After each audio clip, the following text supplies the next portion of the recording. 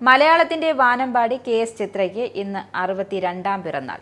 വിവിധ ഇന്ത്യൻ ഭാഷകളിലായി 25,000-ത്തിലധികം ഗാനങ്ങൾ റെക്കോർഡ് ചെയ്തിട്ടുണ്ട് ചിത്ര.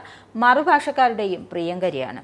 മലയാളികളെ സംബന്ധിച്ച് അത്രയും പ്രിയപ്പെട്ട ഗായിക എന്നതിനൊപ്പം സാംസ്കാരിക ലോകത്തെ സൗമ്യവും ദീപ്തവുമായ സാന്നിധ്യം കൂടിയാണ് കെ.എസ്. ചിത്ര.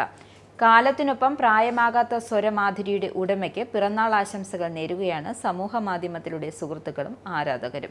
മലയാളത്തിനൊപ്പം തമിഴ്, കന്നഡ, ഹിന്ദി, തെലുങ്ക്, ഒഡിയ, പഞ്ചാബി, രാജസ്ഥാനി, മറാഠി, തുളു തുടങ്ങി ചിത്ര പാടാത്ത ഇന്ത്യൻ ഭാഷകൾ കുറവായിരിക്കും.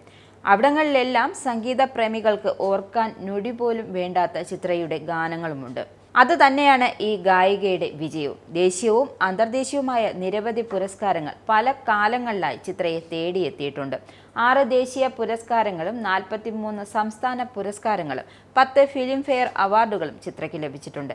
രാജ്യം 2005-ൽ പത്മശ്രീയും 2021-ൽ പത്മഭൂഷണും നൽകി ഈ ഗായികയെ ആദരിച്ചു.